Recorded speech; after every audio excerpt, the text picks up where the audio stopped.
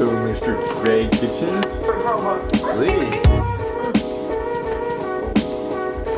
Now for the camera. What's up, everybody? Today we're doing a part 2 on a series I started before about my brother Drew breaking his neck in a near fatal accident. Mom's on the TV still. Mom! If you guys haven't seen the first part, I recommend you check the link in the description. I'll put it on the top line to check that out. If I somehow forget, just search up my channel and then you'll see it. In that video, I show like Drew's fail and then describe the overview of it. But in this video, I'm gonna go over Drew's like hospital experience and stuff. Well, he's gonna go over that, obviously. We want to showcase the hard realities of having a broken neck because easy realities of broken neck. Alright, Butterscotch, since you say it's so easy, let's have your thoughts about the hospital experience. So what do you think, buddy? I mean, you say it's easy. I said, We're not gonna be doing that. Well, basically, every day I'd wake up, eat a horrible breakfast. That was probably the worst part, eating. I hated eating. No. Food was horrible. I ate yogurt every day. Every day. Strawberries. Probably had 5,000 strawberries by the end of it. End of the hospital experience. Pineapple, sometimes pancakes. These are terrible things. Sandwiches. No, I had a turkey, avocado, bacon sandwich every day for like a month and a half. It was like Subway, but free. So you're complaining about this? This is an outrage. Everything else wasn't that bad. It was just the food. Getting over every morning trying to eat a good breakfast. They're like, oh, eat 30 pounds of food. I was like, no. He had to eat food because I lost like 20 pounds or something like that. So they were like, you need to eat a lot. And then my mom was choking me with food constantly. Shut up, Mom.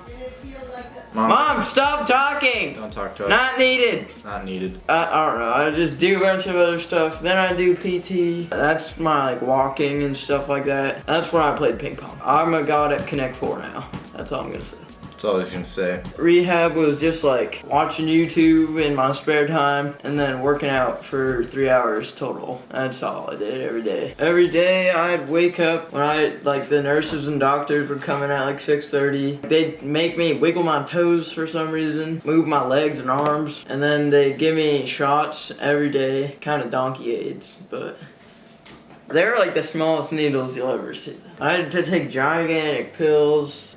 This doesn't sound that bad. Like at the start there was a lot of hard things like eating, lifting the spoon up to my head to eat and stuff like that. And I would go like this and I'd have strawberries and I'd go and then throw my strawberries everywhere. Oh yeah, this was really bad at the start. The first 2 weeks of rehab probably, the nurses would, oh my god. For the first 2 weeks of rehab, the nurses would wake me up 5 or 6 times a night. So I'd get like 30 minutes of sleep. I'd sleep for like an hour and then they'd wake me up, sleep for an hour, wake me up. I wouldn't be able to fall asleep. And they'd just wake me up and be like, are you okay? I'm like, yeah. And then they'd leave. No, it was pointless. Mom, quit piping in. You're just ruining everything.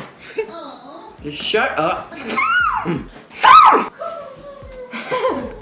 Oh, Sniggy! I also miss Smitward over there. But then the first time I saw her, I couldn't feel her fur because the feeling in my hand's all screwed up. So I couldn't even feel her, so there's no point. And she hated me. She didn't recognize who he was. Yeah. She still doesn't, by the way. Yeah, she just thinks I'm a new member of the family. When my neck brace is off, she sees Drew. But then when it's on, she sees Leroy. In the nighttime, before I went to bed, the nurses would have to put these like squeezer things on my legs. And it's like a super loud machine. It'd be like,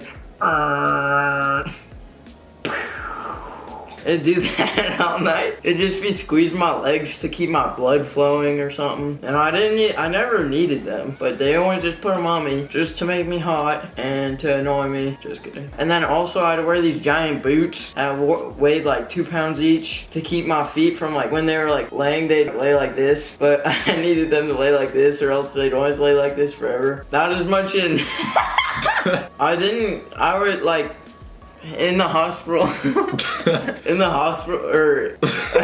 Stop. In the ICU, the first 2 weeks of when I got to the hospital, my body would just get like super hot and then super cold. I didn't wear or use a blanket at night for like a month because if I put the blanket on, I just get super hot. That was really annoying because I'd just be laying there with basically no clothes and no sheets or anything, and the room would be like 65. I'd be super hot. So I had my main homie Gerald right here.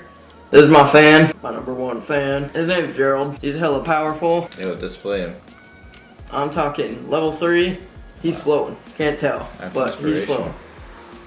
And he would save me every day. So when I had those squeezers in the boots, I just plop Gerald down by my feet. He'd be like, and then make my body all cool. Hold the cap. Hold the cap. Hold it. Hold the cap. Most of the time in the hospital, I had these socks. They're called Ted hose. They're like these weird socks that go way up my thigh. I had to wear those because if I stood up without them, then I'd get like a headache. My head would get all hot and stuff, and it wasn't lit. So I'd have to wear my pants, and I had this like belt thing. It was called like an abdomen something, and it would go around my stomach, and it'd do the same thing. So I was straight dripping. They were pretty helpful, but the tattoos were hella annoying because I had to put them on, and it would take like 30 minutes every morning. Okay. In the hospital, there's a little bit something I like to call sponsored by Pampers. He was sponsored by Pampers diapers. I'm talking, well, I couldn't get up, so what am I gonna do? So I did old Pampers. I'm talking XXL. Oh, Pampers. I'd have to play deuce. I'm talking eggs. I had this little remote on my bed. I'd click it and they'd be like, hello, what do you need? And I'd be like, ring a ding ding. They'd come over and I'd be like, it's gonna look so sus. This whole video is based on things you probably wouldn't think about happens when you have a broken neck, you know, because people don't think about this. But yeah, I mean, how is he supposed to go to the bathroom, you know? So he had to use some diapers. It's alright though. It's not like I didn't use them before though.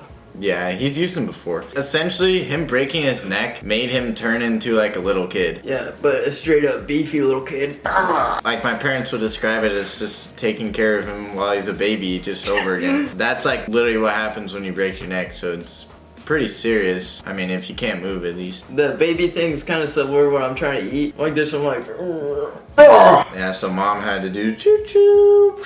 yeah, and then my dad would always spill the syrup on my chin and my thing, and it'd get all sticky all day, and I'd be like, the nurses were like really good and super nice. There was only a couple I didn't like. Well, I don't even know. I don't think there was any that I didn't like. But none of them knew how to put my helmet on or my neck brace on. I guess my injury's not really like common. I'd take it off after my shower and just like sit on a towel to dry the back of my neck. When they would have to put it back on, my dad was like the best one in the hospital. Before that, they had to like tell him how. There'd be like 6 people in my room trying to figure out how to put my neck brace on, and they'd always do it wrong. My dad would have to fix it. I was kind of weird. I think there'd be more of my, not my exact injury, but like at least where you put a neck brace on. I guess not. Another daily struggle. Daily struggle.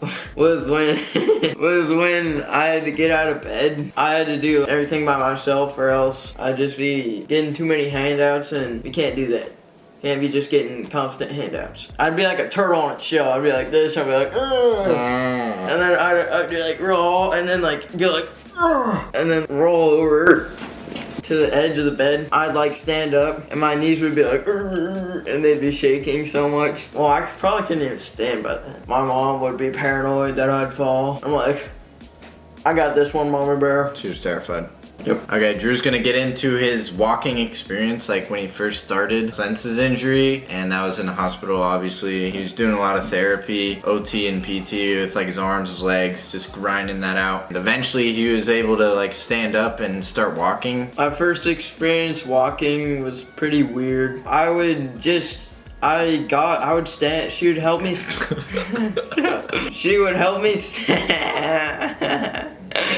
Okay. The PT lady would help me stand up. I got in this walker. My legs would be like shaking super hard because they were so weak. I would slowly like lift a leg up. I went across the room, and it was probably 20 feet long and then 20 feet back. And I would just, every day, I would go from like there and back to there and back twice. And then we went out in the hallway, and I went there to the like this desk. From there, I would get back to the room. So every day I would just just try and progress with my walking until I could walk with no walker. It went from the walker to people like holding my belt. So basically my leash. They would be holding my leash to make sure I don't fall. And at the end, they just didn't hold me. And at the very end of the hospital, I would just do everything by myself completely like I am now. I'm probably like 95% healthy. Yeah, baby. That's just what it is. Gang, crib. Hold the cap. Hold it, hold it, hold it.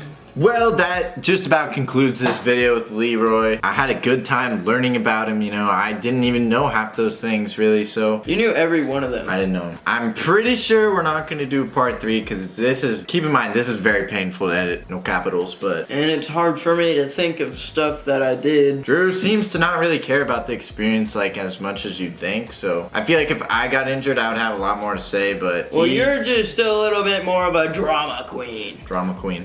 Drama queen, better content creator. What else do you want to call me? Look at the ring light, by the way. Beautiful. Anyways, I think we are going to leave. Thank you guys so much for watching. I may do a part 3 with Leroy. We don't know. Probably not. If you have any more questions or video ideas with Leroy, you could DM me on Insta. I'll check it out. But thank you guys so much for watching, and peace out.